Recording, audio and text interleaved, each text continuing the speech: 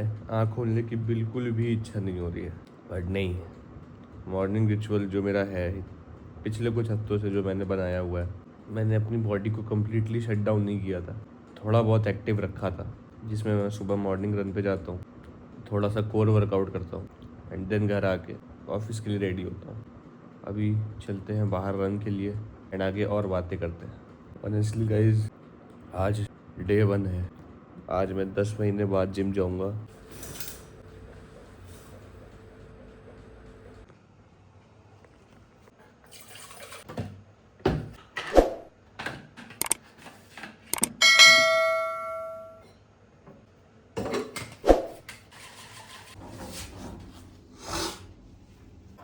So guys, this is the morning ritual. अभी walk चल रही है, एक राउंड सोसाइटी का वॉक होगा एंड देन एक राउंड रनिंग होगी एंड फिर एक राउंड दोबारा से वॉक होगा and after that I do some core workout. इसलिए कुछ हफ्तों से मैंने अपनी बॉडी को रिस्टार्ट करने के लिए स्टार्टिंग में मॉर्निंग का यही रिचुअल बनाया है।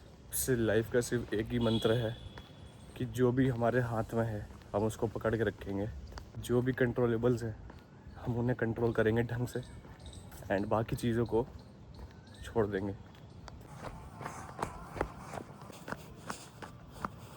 ऑनेस्टली टेलिंग यू कि जब हम रनिंग करते हैं तब जो हार्ट बीट हमारी ऊपर नीचे होती है, that is the great feeling.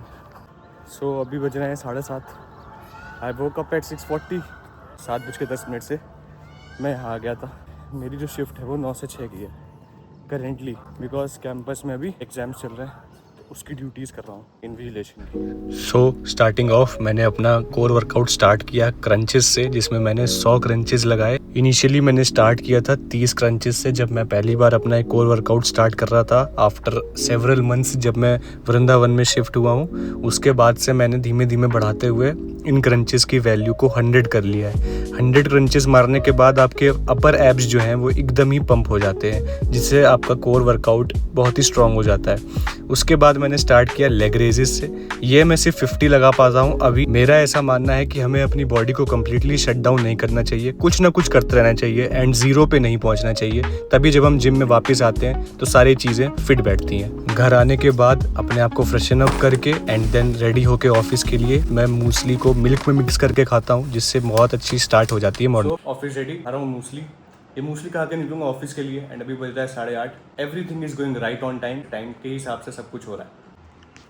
Currently invigilation की ड्यूटीज चल रही हैं, जैसा कि मैंने आपको बताया, जिसकी वजह से मैं अपनी पूरी वॉकिंग इन्हीं में कंप्लीट करता हूँ। So I think most of us have a sitting job, हम लोग चल नहीं पाते हैं दिन भर में। वॉकिंग बहुत ही नेसेसरी है, लाइफस्टाइल में अडेप्ट होनी चाहिए। अगर अडेप्ट नहीं होगी तो फिर आप कुछ भी कर लो, कुछ भी जिम कर लो, बट वो नहीं हो पाएगा जो चाहिए।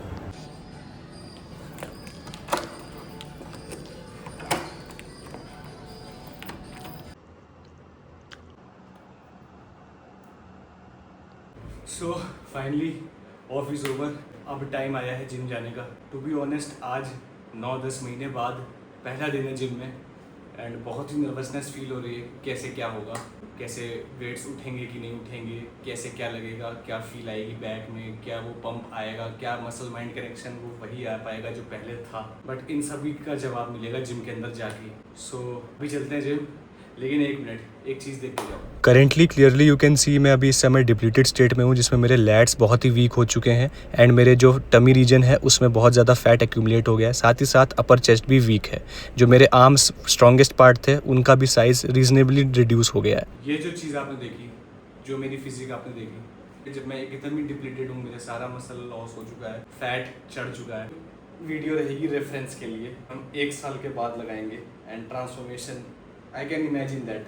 देख पा रहा हूँ अपने आप को कि ये वीडियो है जहाँ पे मैं ऐसा हूँ शर्टलेस, और एक शर्टलेस वीडियो वो होगी जिसमें मैं एकदम properly each and every muscle proper muscle होगा।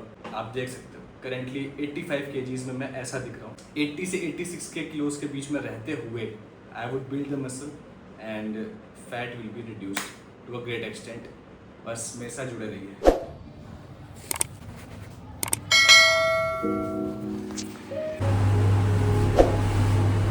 9 महीने बाद जिम का फील वही सेम स्मेल वेट्स की एंड वही आयरन वेट्स की जो आवाज़ें हैं बहुत ही बेहतरीन लग रही थी मुझे मेरे थोड़ा सा वार्म अप लगाने के बाद मैंने स्टार्ट कर दिया अपना वर्कआउट बैक का लैट पुल डाउन से। मुझे ऐसा लगा कि मुझे जैसे मैं 85 kg से लैट पुल डाउन करता था वैसे ही स्टार्ट करूं, बट नहीं, मैंने अपनी ईगो को गिराया एंड जो कि बहुत ही सही चीज़ रही मेरे लिए, क्योंकि इतने टाइम बाद जब आप रिस्टार्ट कर रहे हो तो आप ये नहीं चाहोगे कि ईगो की वजह से आप इंजर्ड हो जाओ, जिसकी वजह से मैंने स्लो एंड कंट्रोल्ड रेप्स लगाए। वेट को मैंने 50% रिड्यूस किया एंड जस्ट 40 kg से मैंने लैट पुल डाउन के सेट लगाए एंड ऑनेस्टली बताऊं तो बहुत ही अच्छा पंप आया बैक। जब जिम नहीं जा रहा था तो लगता था कि क्या मसल माइंड कनेक्शन वापस आएगा, बट जब धीमे धीमे स्टार्ट किया एंड लैट पुल डाउन्स में लैट्स अच्छे से स्क्वीज होने लगे तो बहुत ही अच्छी फीलिंग आई एंड अंदर से लगा कि yes, now I am currently in the right path. Slowly and gradually अपने आप को मैं इस वेट्स के अकॉर्डिंग वहीं पे ले जाऊंगा जहां पे मैं initially. For anyone who is starting there gym journey again, it is a very humble request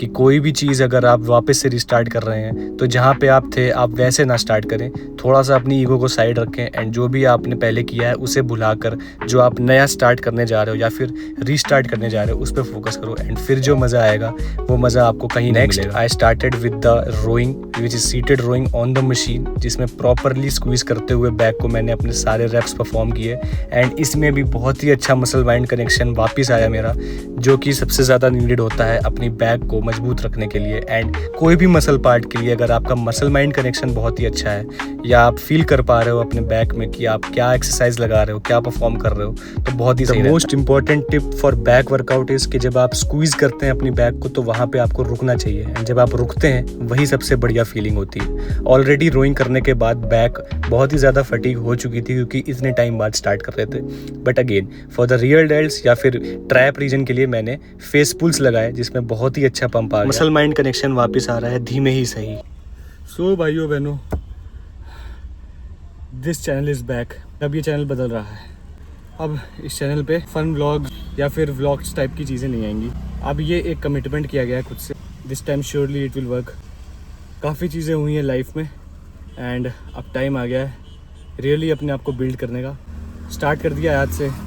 आज है 13 मई 2026। 4 दिन बाद मेरा बर्थडे है। जो नेक्स्ट बर्थडे आएगा मेरा 2027 का, उस बर्थडे में the physique which you have seen right now, उस फिज़िक से लाख गुना ज़्यादा अच्छी फिज़िक होगी। आई थिंक इस बार हो जाएगी। ये एक रियल लाइफ जर्नी स्टार्ट होने जा रही है एक वर्किंग प्रोफेशनल की, जो कि अपनी जॉब, अपनी फिज़िक एंड अपनी लाइफ तीनों चीज़ें एक साथ बिल्ड करेगा। You will guys see in the next few years, in the next year till the next year 2027 this physique will transform into something really really good.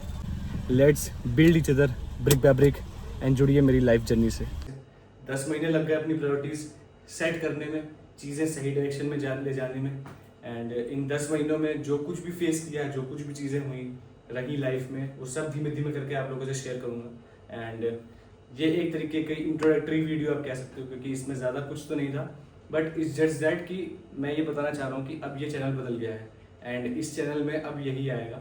अच्छी खासी videos आएंगी, बढ़िया वीडियोस आएंगी एंड गुड कंटेंट मिलेगा आपको and hopefully आप कुछ लेके जाओगे आगे आने वाली वीडियोस से।